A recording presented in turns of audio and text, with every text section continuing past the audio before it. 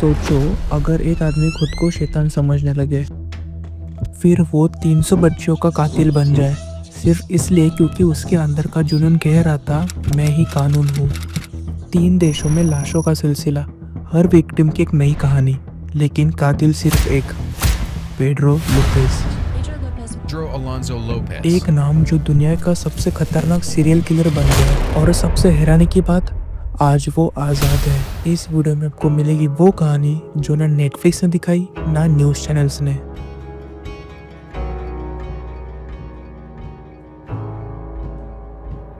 ये है the M code का सबसे अंधेरा case.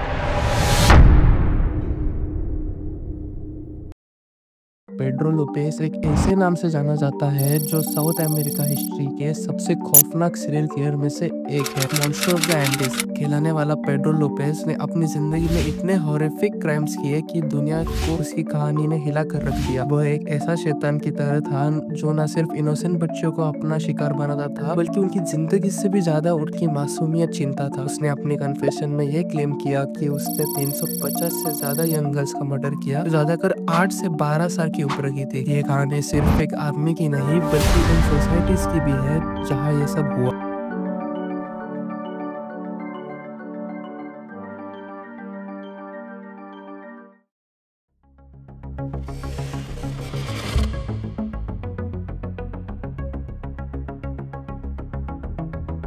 Early life. Pedro Lopez का जन्म 1 अक्टूबर 1948 को कोलंबिया के एक छोटे से शहर सेंट इसाबेल में हुआ था। उसका बचपन एक ऐसे एनवायरनमेंट में बीता जहां वायलेंस और टर्मोइल आम बात थी। उसके पिता मेरडाडो रियास की मौत ला वायलेंसियो के दौरान हो गई थी, एक पॉलिटिकल वायलेंस के पीरियड जो कोलंबिया को हिला कर रख दिया था। ये घटना पेड्रो के जन्म के सिर्फ 6 महीने पहले हुई थी। उसकी माँ बेनालिडा लोपेज एक लॉन्ड्री वर्कर थी, लेकिन रिपोर्ट्स के अकॉर्डिंग वो कभी कभी भी काम करती थी। उसका अपने बच्चों के साथ रिश्ता काफी मुश्किल और अब्यूजिव था।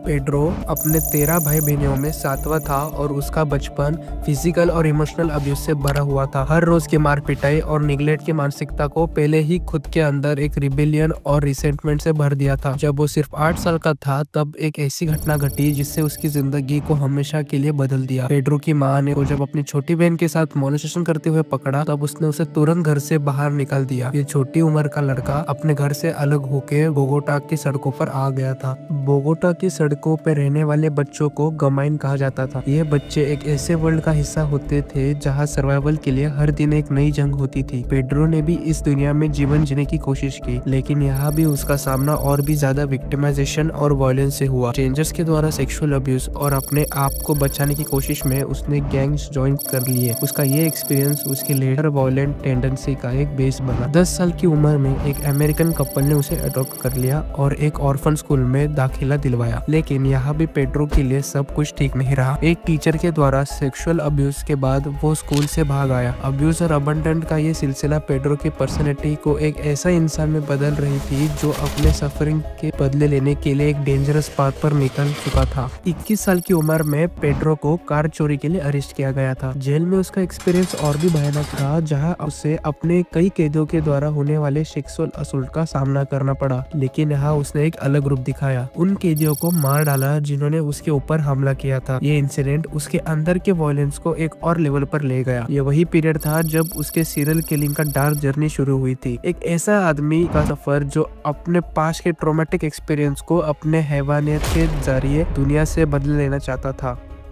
ये अर्ली लाइफ का सेक्शन सिर्फ एक पहचान छोड़ा हुआ बचपन का स्नैपशॉट नहीं, बल्कि उस सोसाइटी का भी रिफ्लेक्शन है जहां पेड्रो जैसे मॉन्स्टरोसाइड्स ने जन्म लिया। इसकी कहानी में हम देखते हैं कि कैसे एक निगलेक्टेड और अब्यूज्ड बचपन ने एक ऐसे इंसान को जन्म दिया जो दुनिया के लिए एक नाइटमेयर बन गया।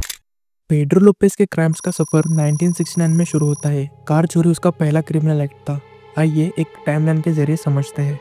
1969 कार चोरी के लिए अरेस्ट और जेल में भयानक एक्सपीरियंस। यहाँ से उसका वायलेंट बिहेवियर शुरू होने लगा। अर्ली 1969 पहली बार नॉन मर्डर्स की सीरीज शुरू हुई जिसमें वो यंग गर्ल्स को टारगेट करने लगा। Mid to late 1970s Lopez की किलिंग स्प्री ने पीक पकड़ ली, जिसमें हर हफ्ते 2 से 3 मर्डर्स रिपोर्ट होने लगे। अप्रैल 1980 एम्बेटो इक्वाडोर में फ्लैश फ्लड्स के बाद कई यंग गर्ल्स के रिमेन्स डिस्कवर हुए, जिसमें उसकी क्रिमिनल एक्टिविटीज़ पर नई इन्वेस्टिगेशन शुरू हुई। 1980 लोपेस की अरेस्ट और shocking confession. Criminal acceleration and killing spree. Pedro Lopez का क्रिमिनल जर्नी 1917 के दौर से एक्सेलरेट होने लगा। अपने पहले क्रिमिनल एक्ट्स के बाद उसका कॉन्फिडेंस बढ़ता गया और उसने अपने क्राइम्स का एक हॉरिफाइंग पैटर्न डेवलप कर लिया। उसका मॉडस ऑपरेंडी, जो इनिशियली सिंपल लगता था, ग्रेजुअली एक सोफिस्टिकेटेड तरीका बन गया जिसने कई सालों तक अथॉरिटीज को कंफ्यूज रखा। 1970s के अर्ली फेज में लोपेस ने कार चोरी और पेटी क्राइम्स से अपना सफर शुरू किया था, लेकिन जल्दी वो सेक्सुअल असल्ट्स और अबडक्शंस की तरफ बढ़ गया। उसका प्राइमरी टारगेट यंग गर्ल्स होती थी जो ज़्यादातर रूरल एरिया से आती थी, जिन्होंने अपनी सेफ्टी के बारे में कभी नहीं सोचा था। ये इनोसेंट विक्टिम्स अपने दोस्तों या परिवार के साथ होती थी, जब लोपेस उन्हें चार्म और मैनिपुलेट टेक्निक से ल्यूर करता था। जैसे जैसे 1970s प्रोग्रेस करता है, उसका किलिंग स्प्री भी एस्केलेट होता है। हर हफ्ते वो 2 से 3 बच्चों को अपना शिकार बना करता और फिर उन्हें मार डालता। यह किलिंग सिर्फ एक रैंडम एक्ट नहीं था, बल्कि एक carefully plan sequence of events थे, जिसमें वो अपने विक्टिम्स को आइसोलेटेड एरियाज में ले जाता था जहां कोई उसकी एक्टिविटीज को देख नहीं सकता था। पेड्रो लोपेस का अपने विक्टिम्स के साथ बिहेवियर और उन्हें मारने का तरीका एक पैटर्न बन गया। पहले वो उन्हें इमोशनली मैनिपुलेट करता था, एक फ्रेंडली और हेल्पफुल स्ट्रेंजर के रूप में अपने आप को दिखाता। जब वो अपने विक्टिम्स का ट्रस्ट जीत लेता, तब वो उन्हें एक आइसोलेटेड एरिया में ले जाता जहां वो अपना हिलेरियस क्राइम कमिट करता था। उनका के बाद वो अक्सर उन्हें स्ट्रैंगुलेट करके मार देता और उनके बॉडीज को रिमोट लोकेशंस पर दफना देता। 1979 और 1980 के बीच लोपेस का टेरर का राज इतना स्प्रेड हो चुका था कि इक्वाडोर और कोलंबिया के रूरल एरियाज में पेरेंट्स अपने बच्चों को बाहर जाने से रोकने लगे। लोकल लॉ एनफोर्समेंट को इनिशियली ये समझने में मुश्किल हो रही थी कि ये डिसअपीयरेंस एक सिंगल कल्प्रिट का ही काम था। ये तब तक चला जब तक एम्बेटो इक्वाडोर में 1980 के फ्लैश फ्लड्स के बाद कई यंग गर्ल्स के रिमेन्स अनकवर नहीं हुए। ये इन्वेस्टिगेशन का एक टर्निंग पॉइंट था, जहां अथॉरिटीज ने फाइनली लोपेस को ट्रैक करना शुरू किया। जब वो अरेस्ट हुआ तो उसका शॉकिंग कन्फेशन सुन के पुलिस और सोसाइटी दोनों स्टन हो गए। उसने कन्फेस किया कि सिर्फ इक्वाडोर में उसने 110 यंग गर्ल्स का मर्डर किया था और उसका ओवरऑल विक्टिम काउंट 350 से ज़्यादा हो सकता था। ये कन्फेशन एक हॉरिफाइंग इनसाइट प्रोवाइड करता है कि एक ऐसा इंसान की फिजिक में जिसका हर एक्शन प्रीमेडिएटेड और क्रूअल था। पेड्रो लोपेस की किलिंग स्प्री ना सिर्फ उसकी अपनी डार्क फिजिक का रिफ्लेक्शन थी, बल्कि उस सोसाइटी का भी जो उस जैसे मॉन्स्ट्रोसाइड्स के लिए परफेक्ट ब्रीडिंग ग्राउंड बन चुकी थी। ये क्रिमिनल एक्सकेलेशन सेक्शन हमारी कहानी को एक डरावने क्लाइमेक्स की तरफ ले जाता है, जहां एक इंसान की मॉन्स्ट्रोसाइड अपने पीक पर पहुंचती है। Modus operandi and victims.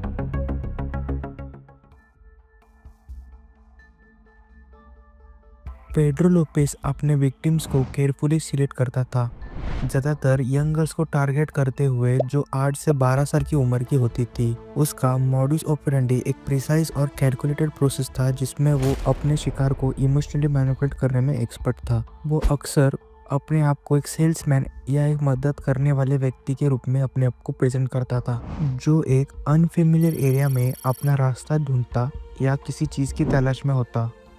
अपने विक्टिम्स का ट्रस्ट जीतने के लिए उन्हें वो स्वीट्स देता, टॉयज देता या गिफ्ट्स ऑफर करता था। उसका फ्रेंडली और हार्मलेस पर्सोना उन इनोसेंट बच्चियों को फंसाने में मदद करता था, जो अक्सर अपने पेरेंट्स से दूर रूरल एरियाज में खेलने या चोर्स करेंगे। जब वो उनका ट्रस्ट जीत लेता तो वो उन्हें एक रिमोट और आइसोलेटेड लोकेशन की तरफ ले जाता, जहां वो अपने क्राइम्स को अंजाम देता था। लोपेस का प्राइमरी मेथड सेक्सुअल असल्ट और स्ट्रैंगुलेशन था। अपने विक्टिम्स को स्ट्रैंगुलेट करता, अक्सर अपने हाथों या एक मेकशिफ्ट रोप का यूज करके। वो अपने विक्टिम्स के बॉडीज को रिमोट लोकेशंस में दफना देता, जहां उन्हें ढूंढने में मुश्किल होती थी। ये पैटर्न हर क्राइम सीन पर रिपीट होता था और उसका शिकार की हेल्पलेसनेस और वर्नैलिटी को एक्सप्लोर करता था। लोपेस ने अपने कन्फेशन में ये भी रिवील किया कि वो अक्सर उन लोकेशंस पर वापस जाता जहां उसने अपने विक्टिम्स को दफनाया था और कभी कभी उन ग्रेव्स के पास टाइम बिताता। ये एक डिस्टर्बिंग लेवल का डिटैचमेंट और कंट्रोल का सिग्नल देता है, जहां एक इंसान अपने क्राइम्स को रिविजिट करने में ट्विस्टेड प्लेजर ढूंढता था। पेड्रो लोपेज का मॉडस ऑपरेंडी और उसके विक्टिम्स के साथ होने वाले एट्रोसिटी सिर्फ एक इंडिविजुअल के मॉन्स्ट्रोसाइड का नहीं बल्कि उन सोशल और सिस्टमेटिक फेलियर्स का भी रिफ्लेक्शन है जो ऐसे क्राइम्स को होने देता है। ये सेक्शन उसकी स्ट्रेटेजी और स्टैटिक्स को डिटेल में दिखाती है, जिससे ये समझना आसान हो जाता है कि एक ऐसे शैतान अपने हर एक मूव को कॉन्शियसली प्लान करता था।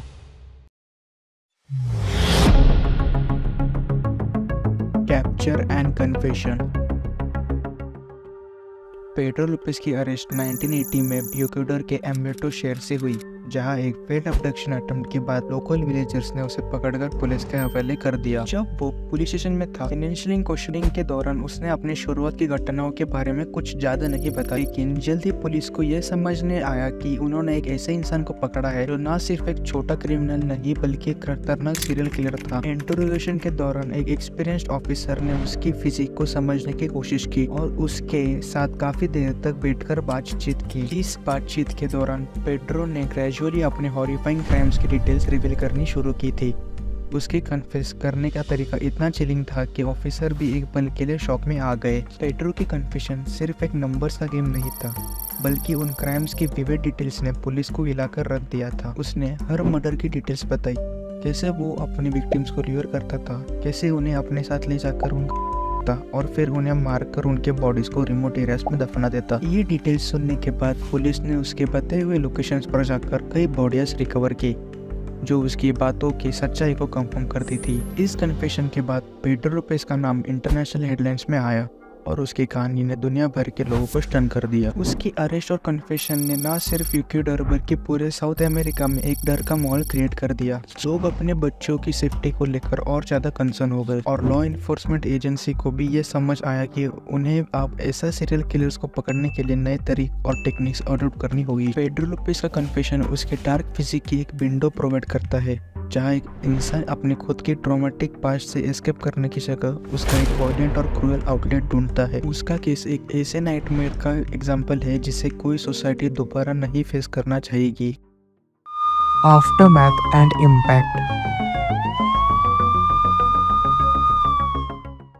पेड्रो लोपेज की अरेस्ट के बाद उसकी कहानी सिर्फ कोर्ट रूम तक सीमित नहीं रही। उसका केस पूरे साउथ अमेरिका में एक सेंसेशन बन गया और मीडिया ने इस पे एक्सटेंसिव कवरेज की।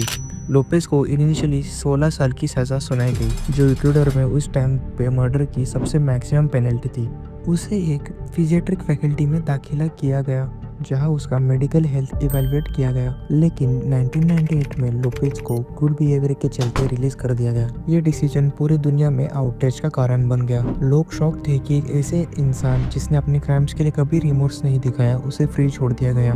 उसके रिलीज के बाद उसके वेयर अबाउट्स अननोन हो गए और रिपोर्ट्स के मुताबिक वो फिर अपने पुराने पैटर्न पर लौट आया था।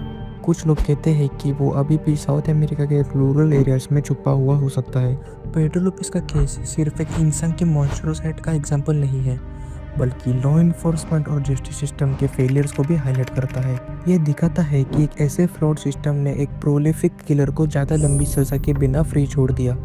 इस केस ने चाइल्ड सेफ्टी और वर्नेबल कम्युनिटीज़ के प्रोटेक्शन के लिए नए रिफॉर्म्स की मांग को भी जन्म दिया। इस आफ्टरमैथ ने पूरी सोसाइटी को हिलाकर रख दिया और लोपेज का नाम के डर अभी भी साउथ अमेरिका के रीजन्स में महसूस किया जा सकता है। उसका केस एक वार्निंग है कि कैसे सिस्टमेटिक फेलियर्स ने एक ऐसे मॉन्स्टर को पैदा कर सकता है जिसका इम्पैक्ट जनरेशन तक महसूस किया जा सकता है। Timelines of crime capture to aftermath. Pedro Lopez के कैप्चर और आफ्टरमैथ के दौरान का पीरियड एक ऐसे फेस को दिखाता है जहां एक नोटोरियस क्रिमिनल के साथ लॉ इन्फोर्समेंट और जस्टिस सिस्टम का सामना हुआ। ये टाइमलाइन उसके कैप्चर के बाद के सिग्निफिकेंट इवेंट्स को डिटेल में दिखाता है। 1980 लोपेज की अरेस्ट एम्बेटो इक्वाडोर से हुई, जहां एक फेल्ड अबडक्शन अटेम्प्ट के बाद विलेजर्स ने उसे पकड़ लिया। 1981 इंटरोगेशन और कन्फेशन के बाद लोपेज ने अपने 350 से ज़्यादा विक्टिम्स की डिटेल्स रिवील की, जिसमें से कई बॉडीज रिकवर की गई। 1983 लोपेज को इक्वाडोर के जस्टिस सिस्टम ने 16 साल की सज़ा सुनाई गई, जो उस टाइम पर मर्डर की मैक्सिमम पेनल्टी थी।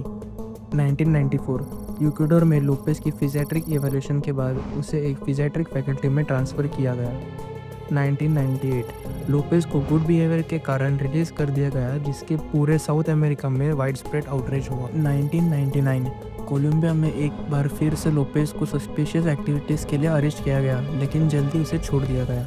2000 लोपेज के वेयर अबाउट्स अननोन हो गए और कई रिपोर्ट्स के मुताबिक वो अपने पुराने पैटर्न पर लौट आया। ये टाइमलाइन एक चिलिंग रिमाइंडर है कि कैसे एक प्रोलिफिक किलर सिस्टम के लूप होल्स का फायदा उठाकर अपने पनिशमेंट से बच सकता है।